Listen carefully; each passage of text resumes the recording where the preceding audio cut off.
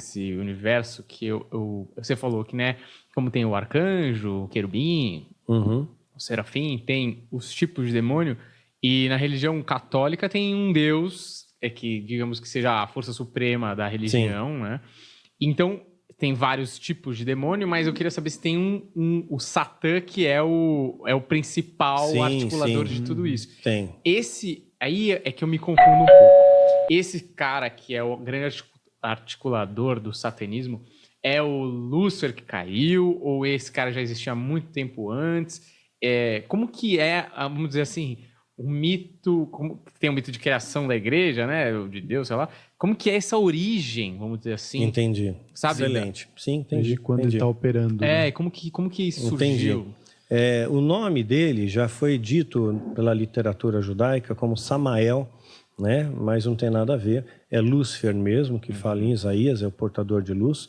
Então, Lúcifer é um nome, ele vai estar em Ezequiel capítulo 28, que diz que ele era o querubim ungido. Isso mostra a patente dele, querubim ungido. Então, ungido, ele era separado para alguma coisa, santificado para alguma coisa, né?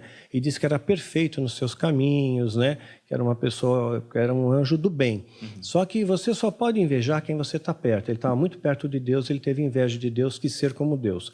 Como diz a palavra, ele quis subir acima das mais altas nuvens e ser semelhante ao Altíssimo. Então, ele quis ser Deus. Ele quis ser Deus. A partir do momento que ele quer ser Deus, ele se transforma, Lúcifer se transforma em Satanás, que na verdade é só um adjetivo, não é um nome. Satanás é uma palavra em hebraica que quer dizer Satã, né? O adversário. Né? E a palavra diabo vem de diabolos, vem do grego, é aquele que traz divisão. São adjetivos só, mas o nome é Lúcifer. Né? O resto são só adjetivos. Né? E ele sim é o majoritário. Agora, o poder de persuasão dele é inacreditável. Ele enganou a terça parte dos anjos. A terça parte, isso não é pouco. Quando a gente imagina em terça parte dos anjos, quando a gente faz uma projeção para a Terra, temos 7 bilhões e meio de pessoas aqui, né? A gente vai ter uma ideia, a terça parte, né? Só que a Terra é um ponto no universo, é um nada. Né? Quando foi a sonda Voyager saindo do sistema solar, ela tirou uma foto da Terra perto de Saturno e a Terra é um pontinho. Até Carl Sagan chamou de um pálido ponto azul no universo. O nome do livro dele, né? O nome do livro dele é esse. Exatamente, né? Pálido ponto azul no universo. E aí quando você vê as proporções, a Terra perto do Sol, um ponto. O Sol perto de uma gigante vermelha, um ponto. Né? Nós só enxergamos 4% do universo. O universo observável é só 4%. A gente não tem ideia de nada. Agora você imagina que o Deus Criador, o Todo-Poderoso, o El Shaddai, vai criar, né, uma quantidade de anjos, né, para caber somente nessa bolinha da Terra. Né? Então eu imagino que essas miríades são muito maiores. A Jerusalém Celestial é muito maior do que isso. Tem tamanho de uma galáxia, talvez. Né? Então não é do tamanho da Terra, não é uma coisa minúscula como nós, mas é grande. O Criador fez coisas grandes. Né? E eu acredito em vidas em outros planetas também. Porque seria utopia a gente acreditar que tudo isso aqui foi feito só para a gente. Né? Eu já falei isso em vídeo, inclusive. Né? Então, o que acontece? Então, quando ele enganou a terça parte, ele enganou muito, bilhões, trilhões de anjos. E o poder de persuasão dele foi muito bom. Foi muito bom. Né? O que ele falou para esses caras, para que ele falou para esses demônios, né, para esses anjos, né, que conseguiram enganá-los? Tem um livro, Paraíso Perdido, do John Milton, ele dá algumas pistas, ele sugere algumas ideias. Né? Então, dá a impressão, e como ele estava muito próximo a Deus, muito próximo do rei, digamos assim, ele sabia coisas que ninguém mais sabia. E ele começou a espalhar, isso é teoria do John Milton, tá?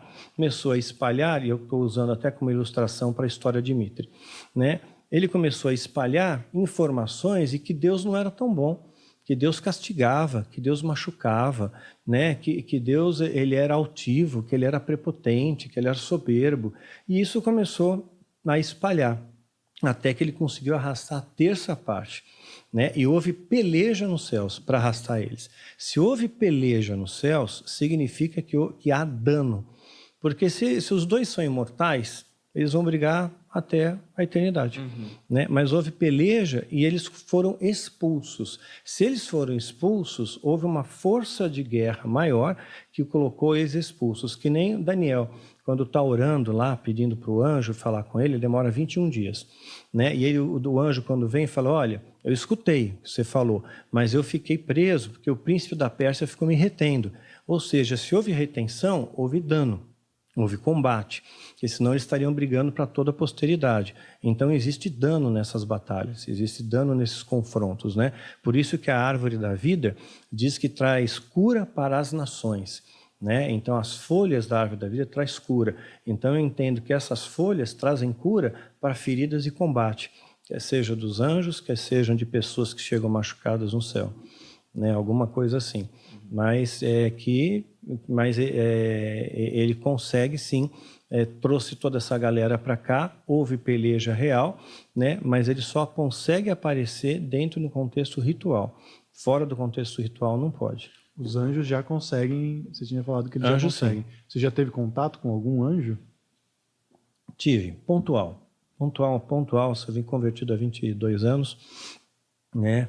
E mais, né? 23 anos. E eu tive, sim, contato com alguns anjos. Casos muito pontuais, né? Tive 8 vezes, mas muito pontuais. Muito precisos, assim, muita coisa que eu precisava naquele momento, né? Que era uma prova de Deus para mim que eu precisava, né? Então, assim, eu sempre fui muito racional, fui muito cético. E para eu acreditar em muitas coisas do sobrenatural, Deus teve a graça e a permissão de me permitir ver isso. Teve uma ocasião que, quando eu morava no Vale da Bênção, não sei se você conhece, era Sariguama, quilômetro 52 da Castelo Branco, eles ligavam muito para minha casa para me ameaçar, o Zord e o Taulês. Eram 2 sumos sacerdotes satanistas. A gente só não ficou louco porque Deus não permitiu. Então incomodavam demais a gente. Aí, um dia, ligou uma moça que era Samanta, que fazia parte do engano, fazia parte lá do satanismo comigo. Né? E ela ligou aos prantos, falou, Daniel, eu preciso sair daqui, eu preciso sair daqui, eu preciso sair daqui, né? Mas eles não vão deixar, eles vão me matar, né? Eu sei que eu vou morrer.